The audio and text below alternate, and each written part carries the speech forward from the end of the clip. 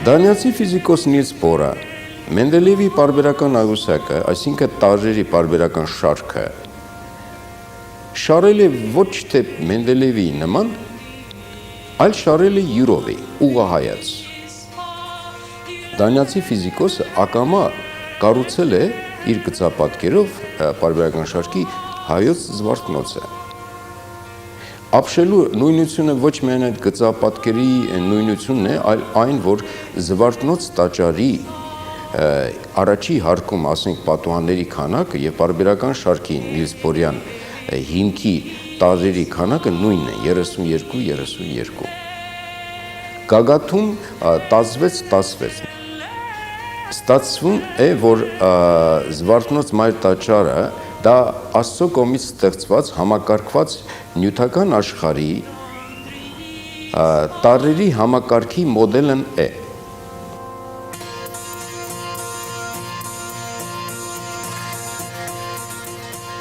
Սուրբ գիրք եւ նրա մեջից եկող ինֆորմացիան սրբություն, բայց հանկարծ հանդիպում ես մի մարդու, որը այդ ամբողջ սրբությունը կատարելության ձևով մատուցնա քեզ։ Այ երևի հիմնականը զվարթնոցի ֆենոմենը դրա զվարթնոց ներսես աստվածաշունչ այս կատարման այդ իրականությունը, այսինքն այդ փաստն է, որը շրջապատում է զվարթնոցին։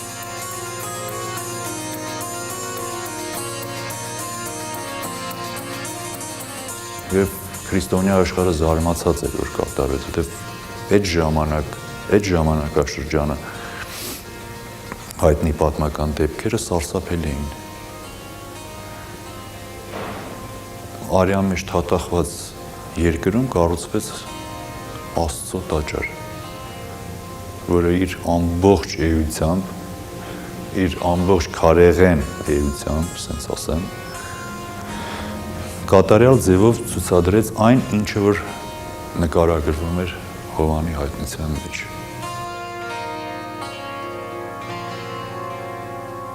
Զվարթնոց տաճարը ինքնին Աստծո այբուբենն է։ Այսինքն Աստված դեզերքի հետ խոսում է 118 պարբերական շարքի տարրերի լեզվով։ 405 թվականին տրված Մեսրոպ Մաշտոցյան այբբենը, հայոց այբբենը, դա մարդու այբուբեն է։ Երբ որ Մեսրոպյան այբբենը վերադրում ենք զվարթնոց մայր տաճարին, այսինքն Նիլսբորյան այդ սխեմատիկ զվարթնոցին, ստացվում է, որ հայ ազգին տրված է հայոց այբբեն, որը ավարտուն համակարգ է եւ Քրիստոսով է վերջանում, քտարով է վերջանում Մեսրոպյան այբբենը, պարբերական շարքը իներտ գազով կրիպտոնով է վերջանում։ Եվ իրեմս զվարթնոցի հայ ազգին տրված է Աստծո այբեն հանդիսացող զվարթնոց մայր տաճարով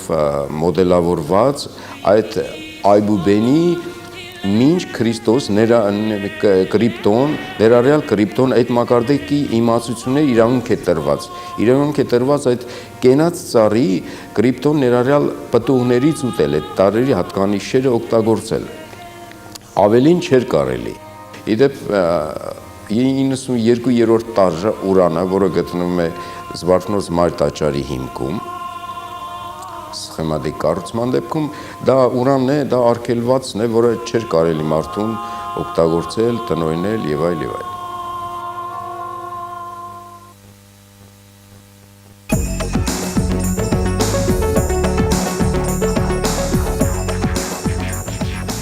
Զվարթնոցի բոլոր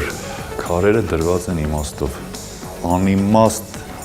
տաշած քար այնտեղ չկա։ Ոչ մի քար։ Հենց ամենաներքևից սկսած հիմքից մինչև նրա գագաթը, գմբեթի, բոլորի մեջ իմաստ կա։ Իմաստ աստվածաշնչային։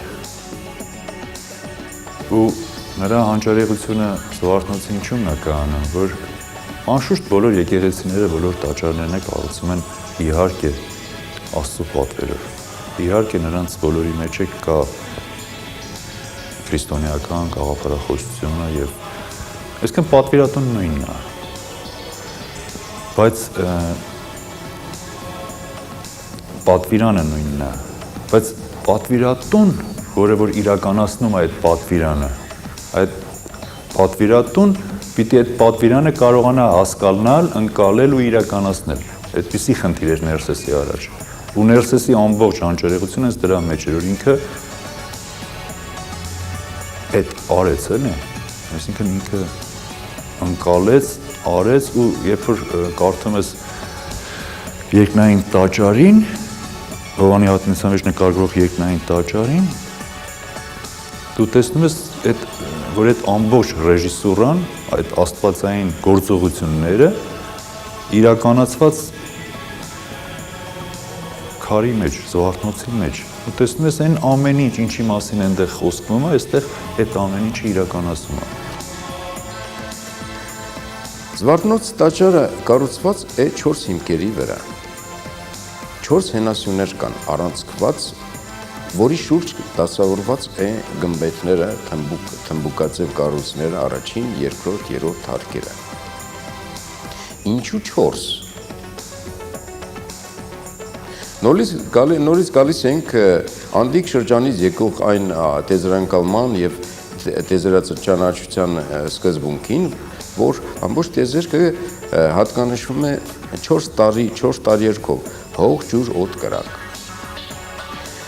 Բանից պարզվում է, դրանք ներկա իմացությամբ, ճանաչողությամբ, դրանք նյութի ագրեգատային վիճակներն են, պինդ, հեղուկ, գազային եւ պլազմային վիճակները։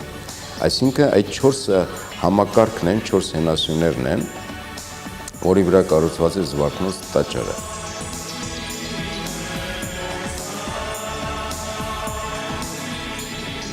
Եվ որ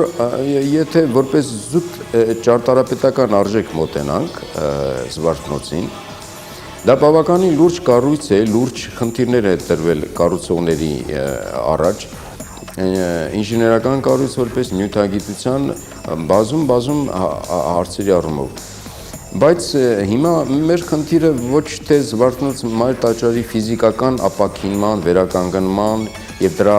արտաքնային ձևային հատկանիշով տեսնելու կարևորման մեջ է, այլ Զվարթնոց տաճարով ինչ է ասվել մարդկությանը, նախ հայ ազգին, հետո մարդկությանը, որպես գաղափարախոսություն, ճարտարապետական լեզվով հղված գաղափարախոսություն։ Բանը նրանում է, որ Զվարթնոց տաճարը կառուցվել է Տիր Աստծո Մեհյանի վրա։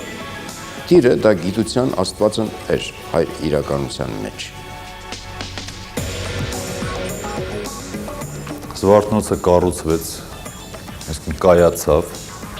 Զվարթնոցը կայացավ որպես հոգևոր գեր հուշարձան, ամփոփելով իր մեջ այն, ինչը որ քրիստոնեությունը, քրիստոնեական գաղափարախոսությունը, այսինքն այդ դարաշրջանի մարդկային արդեն այդ բարձունքին հասած մարդկության գաղափարախոսություն, այդ աստիճանի կատարելության հասած, որը տրված էր մարդկությանը։ Ներսեսը այդ աստիճանի հասած կատարելությունը իրականացրեց, կառուցեց Զվարթնոց տաճարը։ Հիմնական միտքը ինչ էր տաճարի կառուցման։ Դու մտնում ես տաճար, կամ միջև մտնելը դու տեսնում ես, հետո մտնում ես ներս, տեսնում ես արդեն իր ամբողջությամբ ներքին հոգևոր կառուցվածքը, հետո դու դուրս ես գալի այնտեղից, երբ որ դու տաճարից դուրս ես գալի, դու ամբողջ աշխարհը, ամբողջ տիեզերքն ես տեսնում այն ձևով, ոնց որ կար տաճարի մեջ։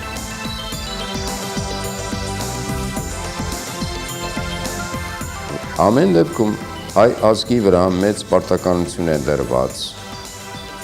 եւ հայ ազգը իրավունք չունի եւ մարդկության առաջ պարտք ունի հայ ազգը իրեն տրվածը ճիշտ որակելու, ճիշտ գնահատելու եւ դա աշխարհին եւ մարդկությանը մատուցելու։